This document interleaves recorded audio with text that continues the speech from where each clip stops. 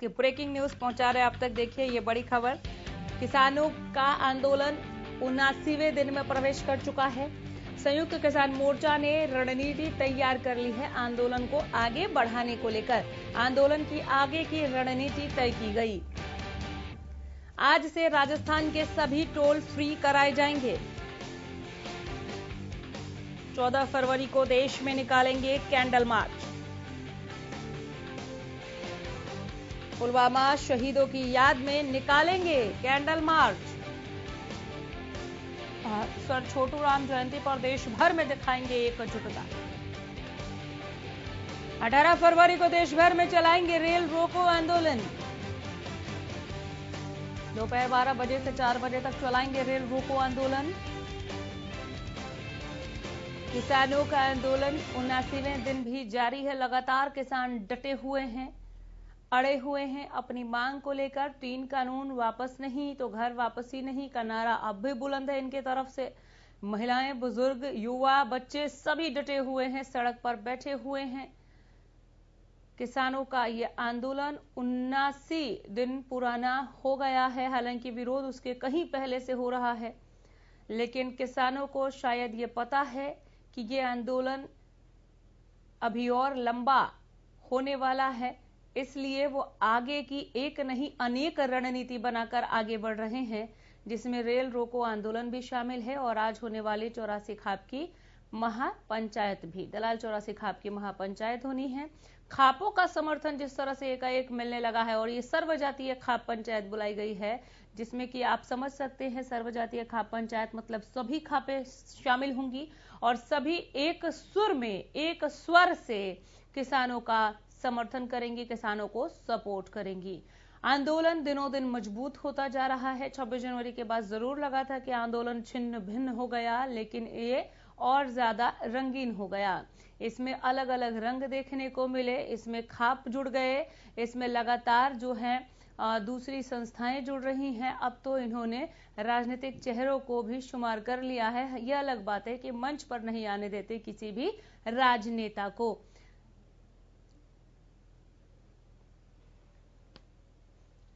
सोनीपत से हमारे संवाददाता लाजपत जुड़ गए हैं ज्यादा जानकारी के साथ। लाजपत, सोनीपत से क्या अपडेट है किसान आंदोलन पर? जी बिल्कुल, देखिए नामी का बात करें तो लगातार जिला सोनीपत के जो दिल्ली की दहलीज पर किसान बैठे हुए हैं, जो दिल्ली की दहलीज पर लगातार जो जत्थाबंदी है जहां से आह्वान किया जाता है, फिर एक बड़ा ऐलान है जो कि रेल रोको आंदोलन का एक ऐलान किया गया है। तो हरियाणा न्यूज की टीम हर बार अपील करती है, इस बार फिर अपील करती है कि लोगों से कि आप बेवजह घर से ना निकले, क्योंकि जब भी किसान कोई बड़ा ऐलान करते हैं तो लोगों को काफी दिक्कत का सामना करना पड़ता है। आज बात करें तो फिर से ऐलान किया गया है जो रेल रोको आंदोलन का, रेल रोकना कोई समाधान नहीं है, क्योंकि आम नागरिक जो है अपना सफर करता है, जिसको कहीं ना कहीं जाना होता है। रेल रोको आंदोलन का मतलब यही है कि कहीं ना कहीं आम नागरिक को परेशान करना है। किसान जो आंदोलन है वो सीमित एक दायरा होना चाहिए ताकि सरकार और किसानों के बीच की बात जो जारी रहनी चाहिए। लेकिन इस तरह के जब भी कोई ऐलान किए जाते हैं तो उसको मद्देनजर रखते हुए कहीं ना कहीं आम नागरिक इसमें पिसता हुआ नजर आता है। अगर व्यापार की बात करें तो जिला सोनीपत का व्यापार काफी हालात में गंभीर में है, क्योंकि लगातार बात करें तो आसपास का जो एरिया है वो कहीं ना कहीं जो औद्योगिक क्षेत्र है, वो व्यापारी हैं, वो जो दहशत में है। लगातार जब भी कोई ऐलान किया जाता है तो उसको मद्देनजर रखते हुए आप अंदाजा लगा सकते हैं कि जो जिला सोनीपत जो कि फैक्ट्री एरिया काफी बड़ा है, जिसको लेकर अलग अलग स्टेट से जो लोग यहाँ पर अपने बच्चों को पालने के लिए आए थे, व्यापार करने के लिए आए थे, वो प्लान करते हुए नजर आ रहे हैं। यहाँ से जो है काफी बड़ा एक आंदोलन को छेड़ा गया था। किसान और सरकार के बीच की खाई है वो काफी बढ़ती हुई नजर आ रही है, लेकिन जो व्यापारी है वो कहीं ना कहीं दहशत में है। फिर से वो रेल रोको आंदोलन की बात सामने आ रही है। रेल जो रोको आंदोलन की बात सामने आई तो उसको भी लेकर कहीं ना कहीं लोगों में एक डर बना।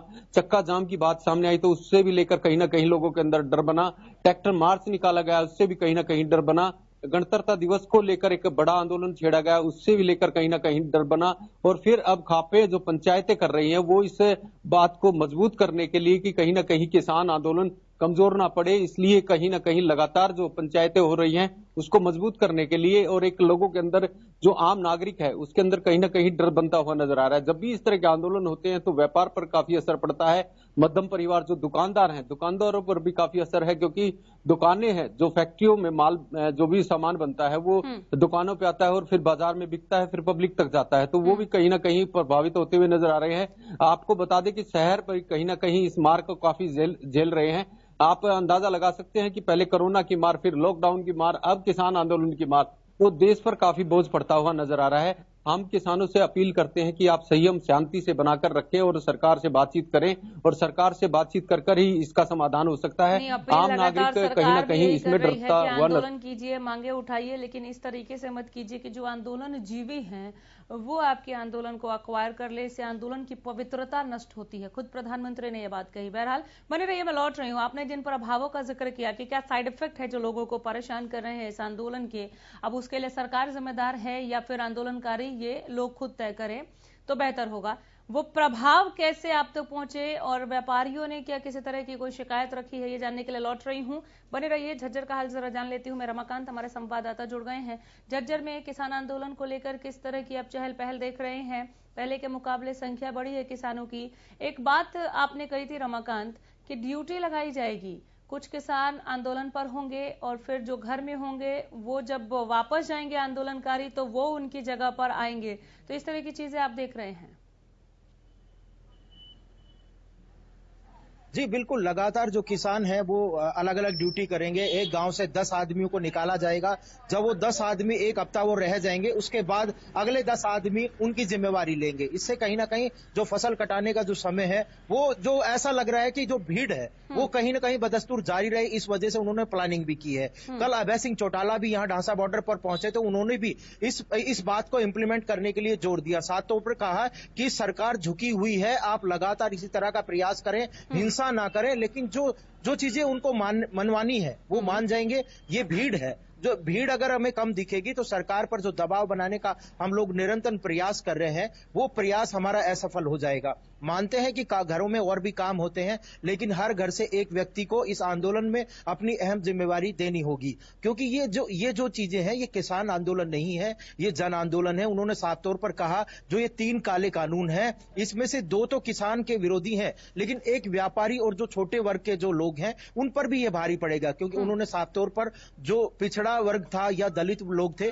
उनको भी एकजुट होने का, लामबंद होने के लिए कहा। उन्होंने कहा कि ये जो है, जो आपको 2 रुपए किलो 3 रुपए किलो जो अनाज मिल रहा है, अगर ये प्राइवेट हाथों में चला गया तो यही अनाज आपको 30 से 40 रुपए किलो मिलेगा। किसानों को ये चीज भी बताई कि आप जाएं और दलित और छोटे छोटे व्यापारी हैं उनको समझाने का प्रयास करें कि ये किसानों का आंदोलन नहीं है, ये आम आंदोलन है, ये जन आंदोलन है। साफ तौर पर उन्होंने एक बात और भी कहा कि जो प्रधानमंत्री नरेंद्र मोदी जो आंदोलन जीवी कह रहे हैं, ये कम से कम उनको शब्दों का चयन करने चाहिए था। साफ तौर पर उन्होंने भारतीय जनता पार्टी हो, कांग्रेस पार्टी हो, उन पर करारा प्रहार किया। और जो मैं आपको भीड़ की बात बता दूं, ढांसा बॉर्डर पर लगातार निरंतर भीड़ बढ़ती जा रही है। लोग गांवों में जा जाकर जो चौपाल की मीटिंग है वो कर रहे हैं। किसान नेता दीपक धनखड़ से जब हमारी बात हुई तो उन्होंने कहा हम डोर टू डोर जाएंगे, लोगों को जगाने का प्रयास करेंगे, लोगों को ये बताने का प्रयास करेंगे कि ये जो आंदोलन है ये किसानों का आंदोलन नहीं है, ये आम आंदोलन है। जी, किसानों का आंदोलन नहीं है, यह आम आंदोलन है। जब आम आंदोलन की बात होती है तो आम लोगों का भी उतना ही समर्थन मिलना चाहिए।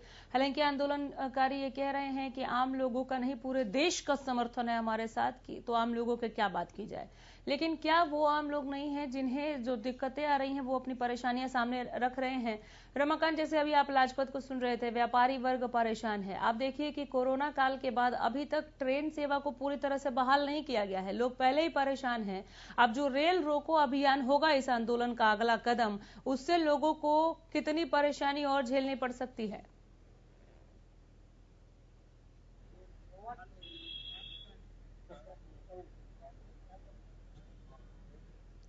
रमाकांत, रेल रोको अभियान को लेकर लोग नाराज दिख रहे हैं क्या? जी जी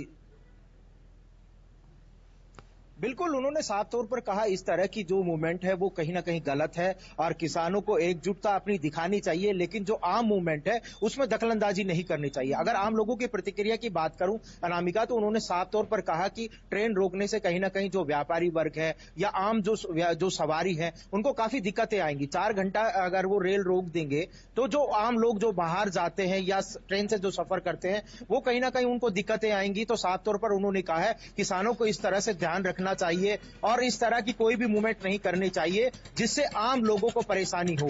लेकिन जब हमने किसानों से बात की तो उन्होंने कहा कि ये आम आंदोलन है, अगर हम परेशान हैं तो कहीं ना कहीं वो छोटी मोटी अगर उन लोगों को परेशानी आती है तो कोई दिक्कत नहीं है, वो भी तो हमारे भाई है। हम भी तो पिछले 75-76 दिनों से हम रोड पर बैठे हैं, उन लोगों को समझना चाहिए। अगर थोड़ी सी अगर प्रॉब्लम उन लोगों को हो गई तो उसके लिए हम माफी में मांग लेंगे, लेकिन ये सरकार को जगाने का प्रयास कर रहे हैं हम लोग। जी मैं लौट रही हूँ आपके पास लाजपत, यानी कि कुल मिलाकर अभी कोई ऑप्शन बचा नहीं है किसानों के पास। मांगे मनवानी है तो हथकंडे अख्तियार करने होंगे और वही हथकंडे वही रणनीति इन अभियानों में दिख रहा है। जैसे टोल को रोक दिया, टोल से हम आपको नहीं कमाने देंगे, आप हमारी कमाई पर भट्टा बिठा रहे हैं, इस तरीके की जो चीजें हैं यही संदेश पहुंचाना चाह रहे हैं किसान।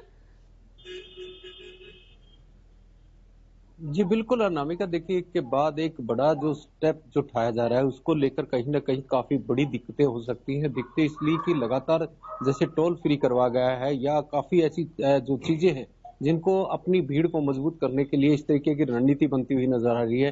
ये माना कि अब रेल रोको आंदोलन जो किसानों की तरफ से किया गया है, लेकिन आप अंदाजा लगा सकते हैं जो लोग जो अपना सफर तय करते हैं, जिनको लंबा जाना होता है अपने घर के लिए, रिश्तेदारी के लिए, कहीं भी जो रेल का सफर तय करते हैं, जिनको लंबा जाना होता है, अब वो रेल रोको आंदोलन कहीं ना कहीं लोगों के अंदर एक डर बनेगा, कोई लोग इसमें फंसेंगे। आप अंदाजा लगा सकते हैं जब एक ट्रेन में 100 से 200, 300, 500 आदमी होते हैं और वो कहीं ना कहीं फंसेंगे तो उनके अंदर आप अंदाजा लगा सकते हैं कितनी बड़ी दहशत होगी। क्योंकि लगातार आप जब हमने बड़ी एक जो अब पिछला आंदोलन की बात करें, पिछला एक आंदोलन हुआ था, ऐसे ही भीड़ बननी शुरू हुई थी, एक के बाद एक स्टेप उठाया गया था और काफी बड़ी हानि हुई थी जिसको लेकर आज तक देश भूल नहीं सकता। क्योंकि देश इसलिए भूल नहीं सकता कि काफी आगजनी हुई थी, काफी ऐसे आंदोलन हुए थे जिससे लोगों में एक डर बना हुआ है।